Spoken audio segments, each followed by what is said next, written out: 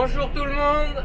Alors aujourd'hui je vais changer un petit peu de format de vidéo. Je vais essayer de vous faire plus de vidéos sur des formats plus courts et assez plus sur peut-être des choses un peu plus techniques mais qui pourront parler à tout le monde. J'essaie de faire simple comme d'habitude.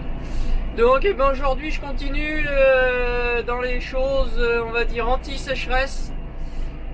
Donc pour reconstituer des stocks, je vous avais expliqué dans la dernière vidéo qu'on avait beaucoup de choses à ressemer. Et donc voilà, là je suis en train de semer un mélange de moa trèfle. Donc pour vous expliquer sur la parcelle, c'est un précédent Regra hybride, trèfle violet et métaille qui a été ensilé. Il y a eu 18 mètres cubes de lisier à l'hectare dépendu. Deux coups des chômeurs pour boucher les trous, puisque c'est une parcelle où je vous avais expliqué, on a eu des drains de fait il y a déjà 2-3 ans et on sentait encore beaucoup de drainage, et des ensilages des années humides, donc des roins d'autochargeuse à boucher. Alors voilà pour ce qui est de la technique du précédent cultural. Donc du lisier, deux coups de déchômeur, un coup de décompacteur juste avant le semis, et donc là je suis en train de semer, et après on mettra un coup de rouleau pour rappuyer tout ça au sol. Alors je sème quoi? Je sème du moa, du trèfle incarnat, du trèfle d'Alexandrie et du trèfle blanc. Alors c'est que des espèces qui sont annuelles normalement, donc qui doivent geler pendant l'hiver. Et j'ai mis du trèfle blanc dedans pour une raison que je vais vous expliquer tout de suite. Donc on va descendre pour que je vous explique tout ça.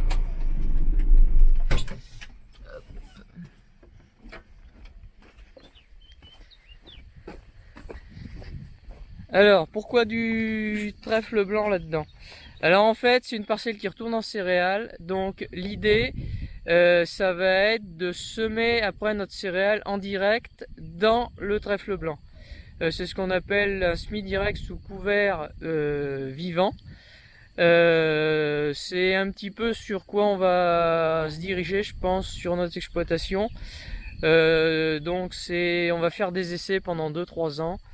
On va faire semer ça avant d'investir dans un semoir, puisque c'est des semoirs qui coûtent assez cher en général, et c'est des techniques qui sont vraiment affinées en fonction de chaque exploitation. Donc voilà pour la parenthèse. Donc je vous montre un petit peu par terre comment c'est fait. Donc c'est assez fin, il y a de la fraîcheur pas mal puisqu'on a eu 17 mm. Donc ce qui est tout à fait bien. Donc on va remettre un petit coup de rouleau là-dessus, et normalement mes petites graines devraient sortir assez rapidement. Donc voilà pour le moa, c'est 12 hectares de prévu, donc je vais arriver à finir de semer, j'espère avant midi, parce qu'on a le moa et on a du foin en même temps à faire. Donc voilà.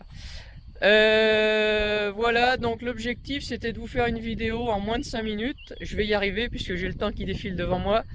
Je vous prépare une vidéo plus longue sur les brebis, où j'ai fait des échographies, du passage au pédiluve, de la mise au bélier. Et beaucoup me l'ont demandé, je vous fais un tour de ferme, je pense, peut-être d'ici la fin de la semaine ou la semaine prochaine. Voilà, c'était rapide, merci à tous. Comme d'habitude, vous pouvez laisser un commentaire. Et moi, je vous dis à bientôt pour une prochaine vidéo.